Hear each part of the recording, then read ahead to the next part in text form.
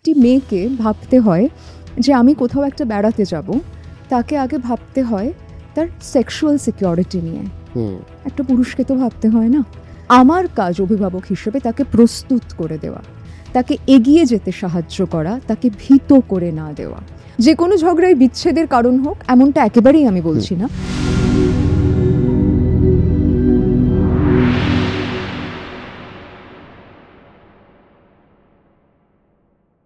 প্রথম যে প্রশ্নটা এসছে সেটা ছাত্রছাত্রীদের কাছ থেকে এসছে, ছাত্রীদের তরফ থেকেই বেশি এসছে, যে মেয়েদের ক্ষেত্রে একটা জিনিস হচ্ছে যে এখন না তারা জীবনে অনেক কিছু করতে চায়, এগোতে চায় এবং সমাজটা অনেকটা বদলাচ্ছে। কেউ গিয়ে ব্যাঙ্গালোর বা বিদেশেও একা গিয়ে চাকরি বাকরি করছে ইত্যাদি। কিন্তু তার সাথে কোথাও গিয়ে আমাদের যে যারা পেরেন্টস রয়েছে তারা তো অতটা এগোতে পারেনি। ফলে বাড়ির লোকের একটা চিন্তা ভাবনা আর আমার একটা চিন্তা ভাবনা, এই দুটোর ফারাকের মধ্যে স্টুডেন্টদের জীবনটা একটা খুব দুর্বিষহ মাঝে মাঝে হয়ে যাচ্ছে। এইটা নিয়ে আপনি যদি কি করে কিছু বলেন যে কিভাবে তারা ব্যালেন্স করতে পারে। থ্যাংক ইউ অরিজিৎ, আমারও খুব ভালো লাগছে আসতে পেরে, এবং এই পডকাস্টের মাধ্যমে আরও অনেক মানুষের কাছে হয়তো একটা সংলাপ পৌঁছে দেওয়ার প্রচেষ্টা থাকবে। যেটা দিয়ে শুরু হলো যে যেসব শিক্ষার্থীরা বাড়ির বাইরে পা রাখছেন, বিশেষ করে যে সমস্ত ফিমেল স্টুডেন্টসরা, ছাত্রীরা, বাড়ির মানুষরা তো অতটা এগোতে পারেননি। পাশাপাশি আমি একটা জায়গায় একটু সংযোজন করব। এখন মা বাবা বা অভিভাবক এগোবেন কি করে অরিজিৎ? সমাজ কতটা এগোতে পেরেছে? এখনো যখন একটি মেয়েকে ভাবতে হয় যে আমি কোথাও একটা বেড়াতে যাব, তাকে আগে ভাবতে হয় তার সেক্সুয়াল সিকিউরিটি নিয়ে। একটা পুরুষকে তো ভাবতে হয় না। তাকে ভাবতে হয় ওখানে একটা মেয়ের জন্যে যাওয়া সেফ তো? কত রাত্রির অবধি আমি সমুদ্রের ধারে একা বসতে পারবো? যে বন্ধুদের নিয়ে যাচ্ছি তাদের বাড়ির লোকেদেরও তো কনভিন্স করতে হচ্ছে, কারণ আমি নারী। তাহলে এখনও যেহেতু সমাজে সেই পরিসরটাই তৈরি হচ্ছে না, সেখানে একটা বৈষম্যের চাউনি রয়ে যাচ্ছে, সেখানে কোথাও একটা নিহিত পুরুষতান্ত্রিকতা রয়ে যাচ্ছে। এবং এখানে আমি আবারও বলবো, আমি অনেক অনুষ্ঠানে বলেছি, এটা নারী বনাম পুরুষের গল্প নয়, এটা একটা সিস্টেমের বিরুদ্ধে আমাদের সকলের লড়াই। এই লড়াইতে কিন্তু অরিজিত আছেন, আমিও আছি, সেখানে আমাদের লিঙ্গ পরিচয় আলাদা হতে পারে। সুতরাং এটা বনামের নয়, এটা একত্রিত হবার। সুতরাং আমি বলবো অভিভাবকদের এই দুশ্চিন্তা কিন্তু অমূলক নয়। আমি বলবো শিক্ষার্থীদেরও প্রথমেই বাড়িতে যখন এই রেজিস্ট্যান্সের ভাষাটা আসে, একটু বুঝতে হবে ওরাও বা কেন বলছেন। ওরাও কিন্তু একটা উদ্বেগের জায়গা থেকে বলছেন। ওরাও চান আমার সন্তান কোথাও যাক, পড়াশোনা করুক, চাকরি বাকরি করুক, ভালো থাকুক, মোটের ওপর তো তাই চাইছেন। কিন্তু তারপরেও চারপাশ দেখে, খবর পড়ে, বিভিন্ন রকমের ইনফরমেশন যখন কানে আসছে, তাদেরও একটা উদ্বেগ থেকে যাচ্ছে বই কি। আমার মনে হয় অভিভাবকদের সঙ্গে আমাদের একটা সংলাপে আসতে হবে। সেটা হচ্ছে যে ঠিক যেরকম যখন একটা শিশু প্রথম একটু বড় হচ্ছে, মায়ের অ্যাংজাইটি হয়েছিল নিশ্চয়ই কোল থেকে নামানোর সময়, পড়ে যায় যদি, মাথায় যদি ব্যথা পায়, গায়ে হাত পায়ে চোট লাগে, কিন্তু মা যদি কোল থেকে না নামাতেন হাঁটতে শিখতো কি? হামা দিতে গেলেও তো তার চোট লেগেছে। আচ্ছা, চোট লেগেছে বাবা, আর কোনো দিন কোল থেকে নামাবো না, যদি করতাম তাহলে ওর জীবনটা কি হতো? আমরা যদি সেইটা একটু মনে করি, যবে থেকে সন্তান আমার শরীরের বাইরে পা রাখলো, পৃথিবীতে পা রাখলো, আর কিন্তু আমি সারাক্ষণ তাকে চোখে চোখে রাখতে পারবো না। আমার কাজ অভিভাবক হিসেবে তাকে প্রস্তুত করে দেওয়া, তাকে এগিয়ে যেতে সাহায্য করা, তাকে ভীত করে না দেওয়া।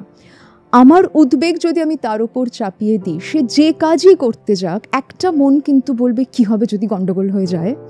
বরং আমার তাকে বলার কথা, যদি গন্ডগোল হয়ে যায় আমি রইলাম, আচ্ছা ওই শহরে আর কে কে রইল, আমরা যদি একটা রিসোর্স ম্যানেজমেন্ট ভাবতে পারি, আমরা ওকে কীভাবে ইকুইপ করে পাঠাতে পারি। বা তুমি যখন কোথাও একা থাকতে যাচ্ছ, তোমাকে তোমার নিজের দেখাশোনার জন্যে, তোমার নিজের সুরক্ষার জন্যে কী কী দিক আলাদা করে মাথায় রাখতে হবে। আমরা কি এই পাঠগুলো বাড়িতে দিচ্ছি নাকি উদ্বিগ্ন করে দিচ্ছি? আমার মনে হয় সেখানে অভিভাবকদের সঙ্গে সন্তানের একটা সংলাপ থাকুক। এবং যদি সেক্ষেত্রে আমরা এটাও বলতে পারি যে আমি যাই, যদি আমার কোনো অসুবিধা হয় তোমরা তো রইলে। অনেকে বলে যে আমরা গোড়ার দিকে যাব, তোমার সঙ্গে গিয়ে থাকবো। আমি অনেক সময় এই নিয়ে অভিভাবকদেরও বলি যে ঠিক আছে, কিন্তু এই গোড়ার দিকটা একেবারে অনেক দিন অবধি যদি হতে থাকে, অতিবাহিত হতে থাকে, তাহলে কিন্তু ও কনফিডেন্স পাবে না। এটা হচ্ছে যদি আমি একজনকে প্রত্যেক সময় হাত ধরে রাস্তা পার করিয়ে দিই, তার কোনোদিন একা একা রাস্তা পার হওয়ার কনফিডেন্স আসবে না। তো ওকে আমায় দেখে শুনে রাস্তা পার হতে যেমন শেখাতে হয়েছে, আজকেও নিজের জীবনের বড় বড় মোড় কী করে পেরোবে, এটার শিক্ষা জীবন থেকে ওকে নিতে হবে। আমাদের নিশ্চয়ই উদ্বেগ থাকবে, কিন্তু উদ্বেগ না খুব সংক্রামক, খুব দ্রুত এক জায়গা থেকে অন্য জায়গায়, কিরে তুই ভালো আছিস তো, এই গলায় যদি মা ফোনটি করেন বা বাবা ফোনটি করেন, ওর মনে হবে তাহলে কি সত্যিই ভালো আছি, আমার কি একটু কম ভালো থাকার কথা ছিল, আমাকে ওইটা নিয়ে আর একটু বেশি ভয় পাওয়ার কথা ছিল। এই অ্যাংজাইটি ট্রান্সফার করার ক্ষেত্রে আমাদেরকেও সজাগ থাকতে হবে, কারণ ও মাঠে খেলতে যাচ্ছে, আমরা কিন্তু এবার মাঠের পাশে আছি। আমি যদি ওকে অনেক উদ্বিগ্ন করে দিই যে জীবনটাও বাঁচতে যাচ্ছে, ওই মাঠে খেলা ওর জন্য কঠিন হয়ে উঠবে। আমার অ্যাংজাইটি আমায় হ্যান্ডেল করতে হবে এবং ওকে আমাদের বাকি জীবনের জন্য প্রস্তুতির শিক্ষা দিতে হবে, এবং তারও কিন্তু কোনো নিয়ম ধরে সিলেবাস ধরে পাঠ হয় না। মানে অভিভাবকদের এটাও বুঝতে হবে যে বাড়ির লোক টেনশন করছে, এটা ভাবাটাও সন্তানের কাছে একটা টেনশন, নিশ্চয়ই এক্সট্রা হেডেক একদম। এবং আজকে ধরা যাক আমি তাকে না হয় বাইরে পাঠালাম না, ও এখনো বড্ড ছোট বলে, ও যেদিন বাইরে প্রথম পা রাখবে, আজকে হয়তো পড়াশোনার জন্য গেল না, কালকে হয়তো অন্য কোনো কাজের সূত্রে তাকে যেতে হতে পারে, তো এই প্রথমটা তোর জীবনে কোনো না কোনো দিন আসবে। আর পৃথিবীটা এখন অনেক ছোট হয়ে গেছে, এক্স্যাক্টলি, মানে বিভিন্ন কাজের জন্য আপনাকে যেতেই হবে। একেবারেই এই প্রথমটা যদি তার 22 বছরেও আসে তখনও প্রথম, তার 35 বছরে এলেও প্রথম, 35 বছরেও সে আমার সন্তান, 22 বছরেও সে আমার সন্তান, তাহলে আমি 22 বছরের সেই মানুষটির প্রতি এতটা বিশ্বাস হারাচ্ছি কেন? এমনও তো হতে পারে তার 22-এ সে যা যা শিখে গেছে, আমি হয়তো আমার 22 দিয়ে দেখলে আমার মনে হবে যে ও বাবা ও পারবে না, কিন্তু আমার 22 বছর বয়সে আর ওর 22 বছর বয়সের মধ্যে অনেক তফাৎ আছে, কারণ ও অনেক বেশি অ্যাডভান্সড ব্রেন নিয়ে জন্মেছে, অনেক পরবর্তী মডেল। আমরা তো ল্যান্ডলাইন জেনারেশন, আমাদের পরবর্তীরা তো তা নয়। এক্স্যাক্টলি। আচ্ছা, এইটা আপনি যে দিকটা বললেন এটা একটা দিক, আর আরেকটা দিক এসছে যেটা আমার মনে হয় যে খুব সিরিয়াস, আমার নিজেরও লেগেছে, খারাপও লেগেছে, এবং আপনাকে আমি জিজ্ঞাসা করতে চাই যে অনেকেই তাদের মানে ছাত্রছাত্রী, ইনফ্যাক্ট টিনেজার, তাদের নিজের জীবনে কোনো ধরুন সমস্যা নেই, সে ঠিক আছে, তার বাড়িতে বাবা মার মধ্যে ঠিকঠাক মেলে না, কারোর খুব সিরিয়াস বিষয়ে অশান্তি হয়, কারোর টুকটাক নিয়ে অশান্তি হয়, তাদের মানে স্টুডেন্টদের যেটা হচ্ছে বা যে কোনো, যে আমার বেড়ে ওঠার সময় যদি আমার বাবা মার মধ্যে প্রচণ্ড একটা অশান্তি হয়, আমি ধরুন পড়তে গেছি, পড়তে গিয়ে আমি পড়তে পারছি না, আমার সবসময় মনে হচ্ছে যে বাড়িতে কিছু একটা অঘটন ঘটে গেল না তো, এবং এটা ওদের মেন্টাল হেলথকে প্রচণ্ডভাবে এফেক্ট করছে। এইটা নিয়ে আপনি যদি কিছু একটু বলেন।